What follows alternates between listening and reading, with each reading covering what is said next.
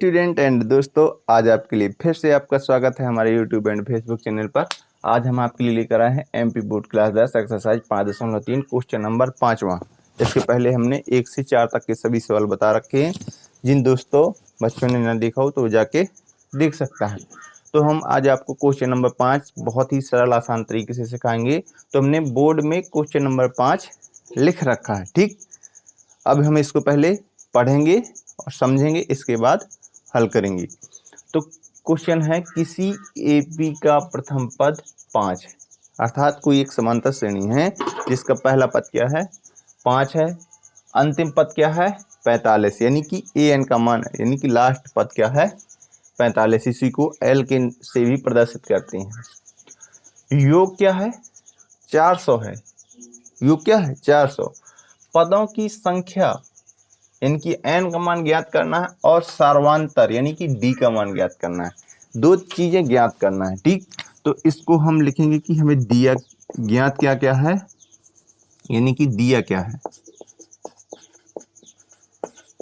दिया क्या है प्रथम पद अर्थात एन बराबर 5 दिया है ना। प्रथम पद यानी एन बराबर 5, अंतिम पद अर्थात ए एन बराबर 45, अंतिम पद अर्थात ए एन बराबर 45। और योग, हाँ योग भी दिया है एस एन बराबर 400, ठीक।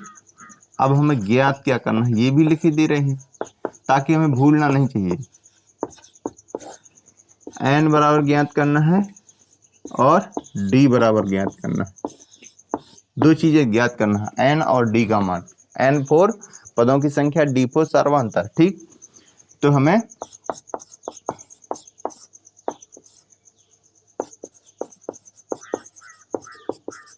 गणना में करेंगे दिया है से, तो दिया है से हम ए एन बराबर कितना है 45 है ना।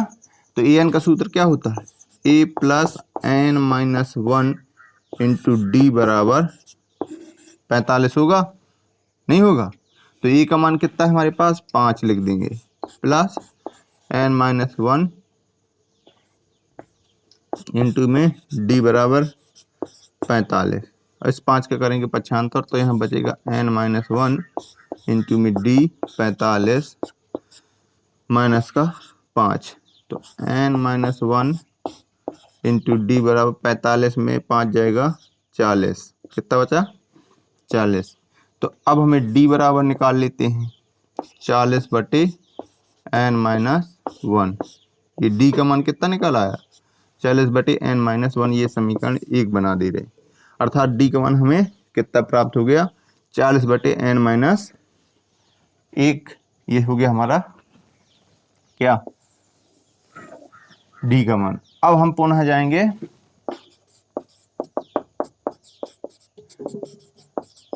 पुनः दिया है से, तो इसमें एस एन बराबर कितना लिखा था 400 लिखा था। एस एन का मान कहाँ है 400 है। तो एस एन का सूत्र क्या होता है हमारा, सीधे लिखे दे रहे हैं एन बटा 2 कोष्टक में 2a plus N minus 1 into में डी कोष्टक बंद बराबर 400, यानी कि एस एन बराबर इतना होता है। तो एन बटा 2 हमें तो पता नहीं है, ये पता है नहीं पता ना, वही तो एन का मान निकालना है डी का। 2 ए का मान कितना है 5 प्लस एन माइनस 1 पता नहीं है हमें, लेकिन डी का मान हमारे पास है 40 बटे एन माइनस 1 इंटू बराबर 400। तो यहाँ पे बचेगा हमारा एन बटा 2 5 दूना 10 प्लस, अब इसका इसमें गुणा हो जाएगा, ठीक है।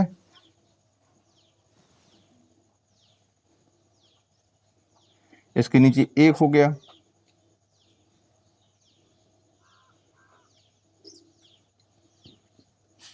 तो इसको में अब गुणा करेंगे तो ये 40 का होगा, तो ये 40 एन माइनस 40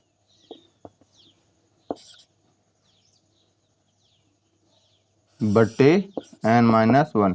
अब इसके नीचे 1 रहेगा बराबर में 400, बराबर n बटा 2, लघुत्तम आएगा हमारा कोष्टक के अंदर n-1। अब इसमें होगा 10n-1, ये प्लस का चिन्ह, और ये हो जाएगा 40n-40 कोष्टक बंद बराबर 400। तो अगला स्टेप क्या होगा, n बटा 2, 10 का गुणा होगा आगे, तो 10n-10 प्लस 40n-40 बटे में n-1 कोष्टक बंद बराबर 400। सवाल थोड़ी सी बड़ा है, कैलकुलेशन है उसमें और कुछ नहीं है। ये होगा n बटा 2, ये क्या है देखो, 10n ये है, 40n ये है, तो कितना हो जाएगा 50n। ठीक, ये माइनस का 40 10 ये है, माइनस का ये, तो माइनस का 50 बटी n-1 कोष्टक 4। ठीक, अब क्या करना पड़ेगा हमें, अब इसका पक्षांतर कर दे रहे हैं, तो ये क्या बचता है देखते हैं। यहाँ पे इसका करेंगे तो इसका गुणा कर दे रहे हैं, ऊपर ऊपर का गुणा, नीचे नीचे का गुणा। ठीक है, तो ये हो जाएगा 50n² माइनस 50n बटे 2n-2 बराबर 400। तो ये हो जाएगा 50n² माइनस 50n, अब इसका त्रिक गुणा होगा तो 40 दूना 800 n-800। अब इसमें इसको क्या कर दे रहे हैं, पक्षांतर की ये ले रहे हैं, ये हो जाएगा 50n², इसका पक्षांतर करेंगे तो -50n, ये है ही है, पक्षांतर माइनस का इस साइड आ जाएगा, तो 800n- बराबर में क्या बचेगा हमारा माइनस का 800। ठीक, क्या बचेगा 800। तो अब इसमें घटाएंगे 50n², ये जुड़ जाएंगे तो 850n बराबर, इसका भी पक्षांतर ले रहे हैं तो प्लस का 800n बराबर 0। अब इसमें हम क्या करेंगे, 50 का भाग चला जाएगा क्या, हम देखते हैं, तो n² बचेगा, और ये क्या बचेगा यहाँ 50 एकम 50, तो यहाँ पे कितना बचेगा 50।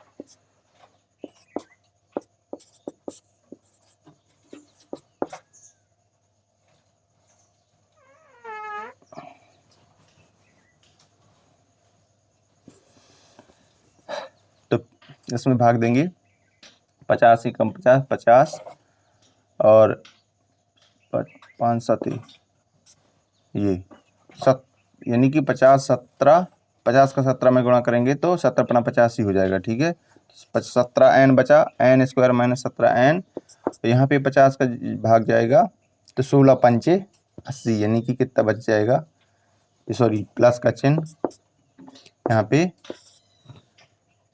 16n, 16 बार बचेगा 0, क्योंकि 0 0 कट जाएगा 16। अब हमें इसमें क्या करना है, इसके गुणनखंड, क्या करना है इसके गुणनखंड। ये तो ये बहुत ही आसान गुणनखंड हमें अभी दिख रहे हैं, इसको करेंगे क्या, 16n माइनस, सॉरी चिन्ह नहीं लगाया, 16n - n प्लस 16 बराबर 0, क्योंकि 16n और एक n जोड़ कर माइनस माइनस के 17n हो जाएगा।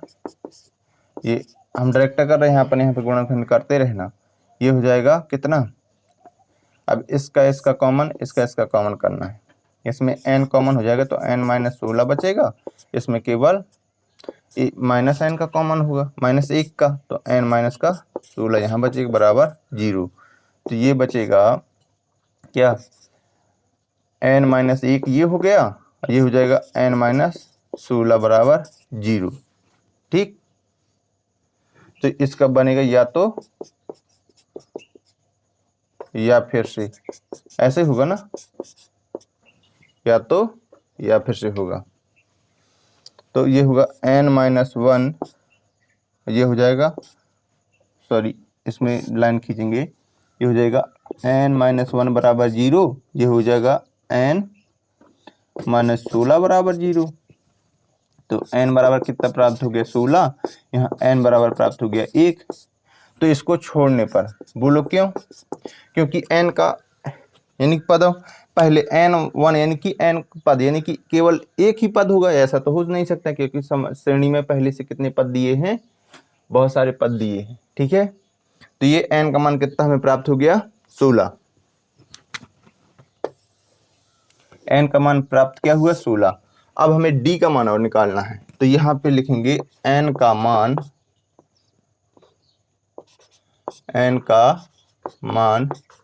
समीकरण 1 में रखने पर। सवाल थोड़ी बड़ा हो गया है ही है। समीकरण 1 क्या है, ये d बराबर है 40 बटे n माइनस 1, यानी d बराबर 40 बटे n का मान कितना है 16 माइनस 1, अर्थात 40 बटे 15। इसको काटेंगे किससे, 5 से, 5 40, 5 3 15, अर्थात d का मान कितना आ गया 8 बटा 3, और n का मान है ही है, अतः n बराबर 16 और d बराबर 8 बटा 3। देखो बच्चों, ये हो गया हमारा आंसर।